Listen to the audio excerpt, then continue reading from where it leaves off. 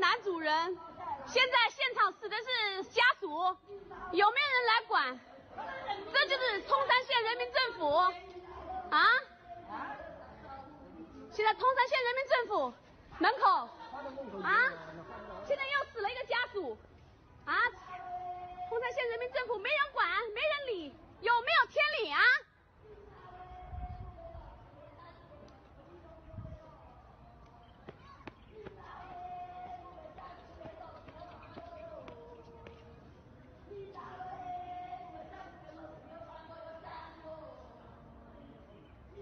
这几万东西去了，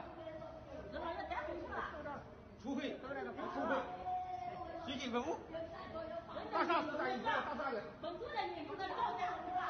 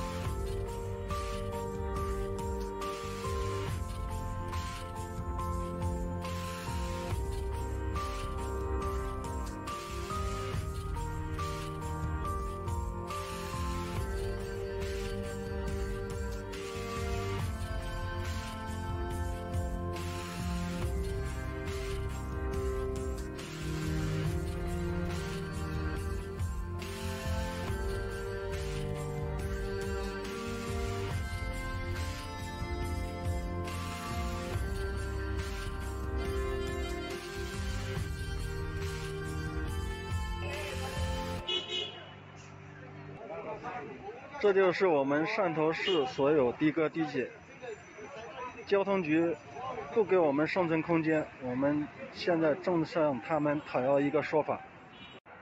这就是汕头市出租车，我们现在已经全部停运，所有司机都已经聚集在一起，就等着领导接待我们。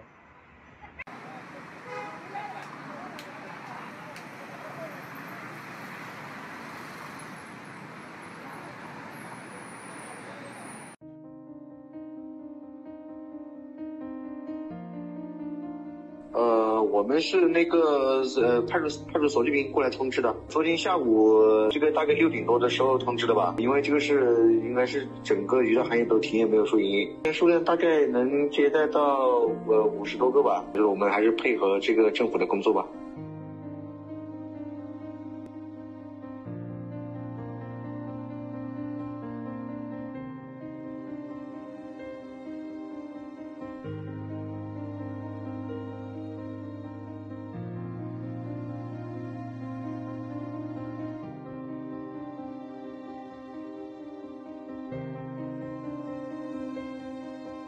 也是那个文旅部28号向全国发了个紧急通知，要求这个临时关停。昨天那个听力那个市场所就转发下去了，把这个事都落实。昨天那个事主呢，可能反响也比较大。我们呢在各地都在积极做工作。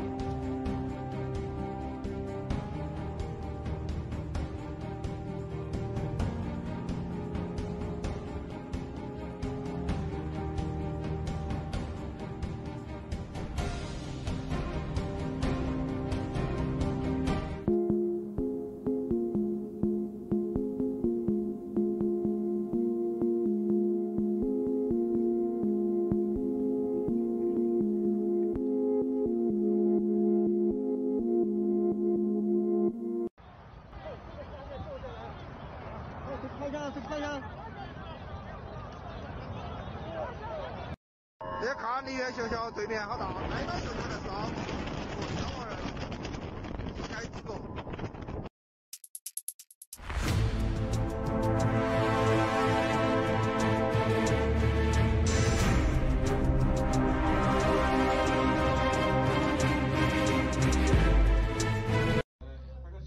视频没美女一消毒啊，绿码有的啊。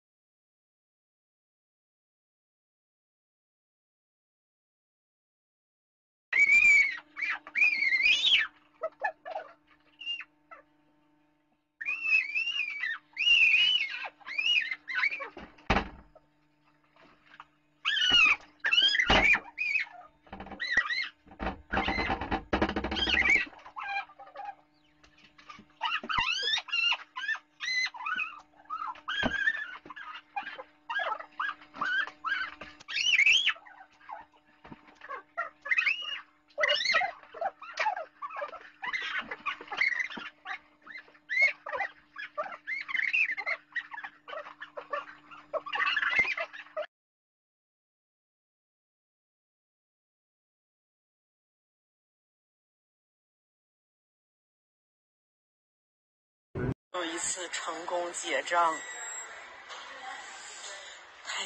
心里太舒服了。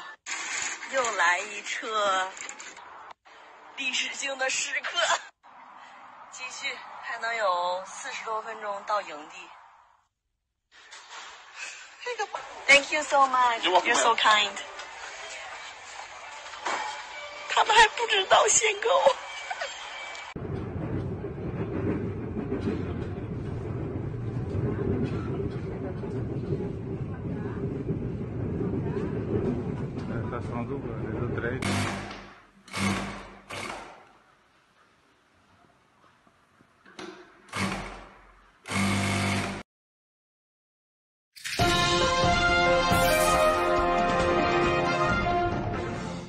Japan has reported a surge in cases amid fears that a lack of testing and social distancing has allowed the virus to spread undetected. Tokyo has recorded its highest number of new daily cases, with 68.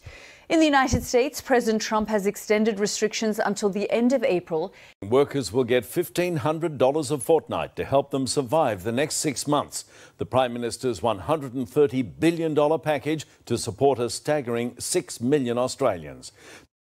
Our state is stepping up to stage 3 and the Premier is laying down the law. Gatherings of more than 2 people about to be a criminal offence. At some time this week, the plan is for this London makeshift hospital to be open for business, with 500 beds and an intensive care system in place. No one is downplaying the urgency.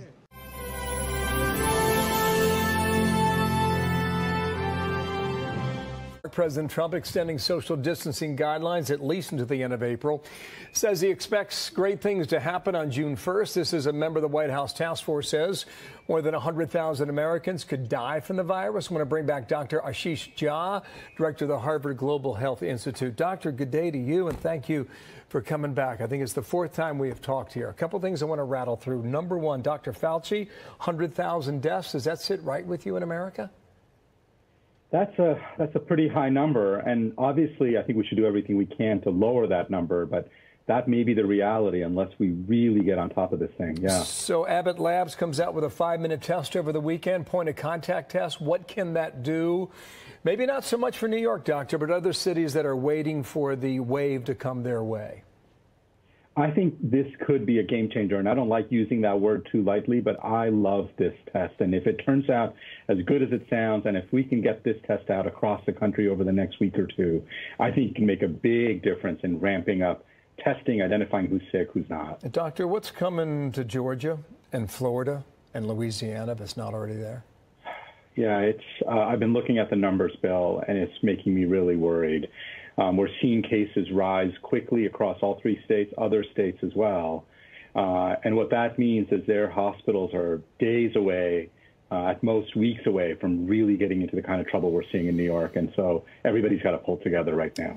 One of the things that I picked up over the weekend, doctors like yourself, they consider this a Pearl Harbor moment, like a sneak attack, and the country has to unite and pull together and figure out how we best fight back and defeat it. Is that how you see it, Doctor? Absolutely, Bill. And this is why I was so happy to see the president make what I think is a very fact-based, science-based decision to extend the country's kind of standstill through the end of April. And And what he said, which I think is right, is we're going to let the facts on the ground determine when to open up. But here's the bottom line. We are one country, and so everybody's got to pull together. Everybody's got to make decisions based on fact. Texas, Florida still haven't really closed. They got to do that. We all have to work on this together as a country. We're going to defeat this thing, but only if we're working together. Locals in Wuhan believe 42,000 people died, not 3,000, as the communist regime has claimed. Oh, China's figures are pure fantasy, and I think everyone knows that. Iran's figures probably too. Totalitarian regimes that are all about saving face are typically not very honest with the world about what's actually happening in their countries, and a regime that lies about everything isn't going to be honest about this crisis.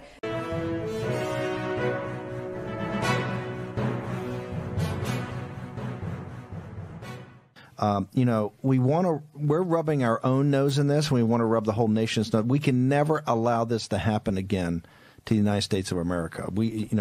Medical security, food security, all of that is a national security. We can never again be supplicants, particularly to the bad hombres of the Chinese Communist Party. This is not about the Chinese people. I can tell you that they are among the most hardworking, tenacious folks on earth. Decent, that's old 100 names is the equivalent of the deplorables here. Hardworking folks. This totalitarian dictatorship that allowed to what happened in Wuhan, the biological Chernobyl. I want everybody in this audience to understand something. If they cut off those reagents, if they cut off the associated pharmaceutical ingredients, APIs, right? It's over. You're not going to get your drugs, right? You're not going. They have 100%, 90%, I think, market share right now, or 90% of the control agents. When we see these planes coming here, that's not a day to celebrate. That's not a day to celebrate. These masks, guys like Mike Bowen that we had on the show early on that stood up the old Kimberly-Clark plant, Jack, down in Dallas, that you and the team, Dr. Halfville, were able to track down, that's now cranking 24 hours a day. It's outrageous. This is the globalization project. This is why I'm a populist and a nationalist. This is outrageous. We have put to jeopardy every citizen, whether you're a progressive Democrat or whether you're a right-wing Republican, right? We have put in jeopardy the citizens of this nation. We put at jeopardy because how we've looked the other way. The China price comes at a huge cost, right? And we allowed this to happen by people who made these decisions who know the price of everything and the value of nothing. And that's why we're in this jam. And we've got to, it's got to be, and that's why I say the new greatest generation is this young generation coming up. It's going to be upon your shoulders to actually turn this thing around. But hopefully in this next 30 days, and what we hope to do in this program in the next 30 days is make sure we fully embrace, fully own all the mistakes we've made. All the mistakes we've made. By the way, there's plenty of time later, Nancy Pelosi, there's plenty of time later to adjudicate everything, and we're going to hold people accountable. The Wall Street faction, the corporatist faction, the political faction, the lobbyist faction. Everybody got us in this jam. But that's for another day and time. And trust me, we love doing that stuff.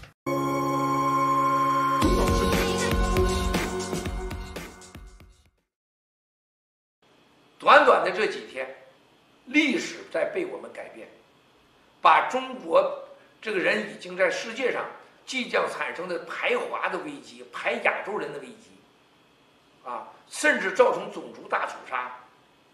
1998年的印尼排华大屠杀和1947年、和1847年、1841年、1850年的排华法案的这样灾难的事情发生，再次发生，威胁每个人的时候，我们将中国人病毒改成了共产党病毒。同时，我们在 G20 这一次，中共成功的让全世界吃下人尸丸，要让全世界打跪下的这个战略彻底失败。这些国家开完 G20 以后，对我们完全不一样。爆料革命已经再次树立了最高的信用。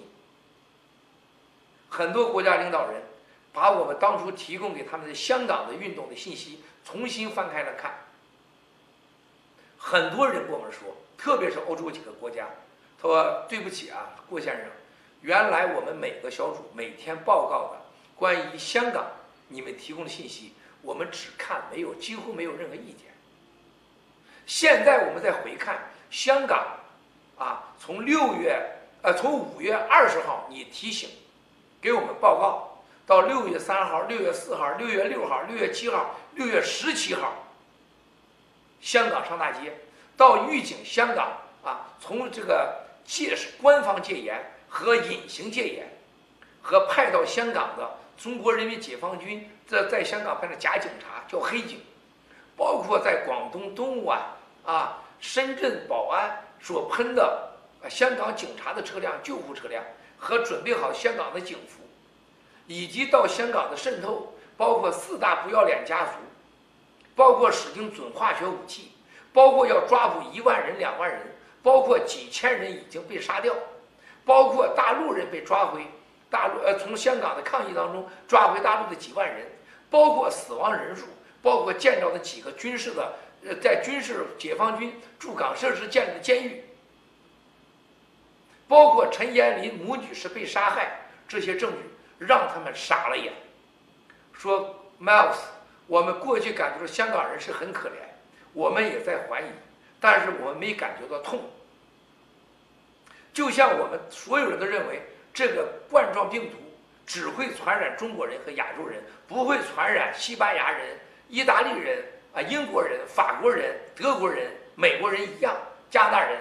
现在我发现我们传染上更可怕，所以他们说香港真的是你所说的灭共的第一道大门。我们深信不疑，你说的这个冠状病毒跟香港的运动是有极密切的关系。而且这些国家在G20会以后说，我们会尽快的形成联合的力量，在这些国家面对疫情的同时，一定要和这些国家联合起来，让中共说清楚这病毒怎么来的。所以接下来我们将会世界各国一定查清楚，到底这病毒是怎么来的，要中共面对调查，同时要把病毒查清楚跟香港这些孩子和运动什么关系。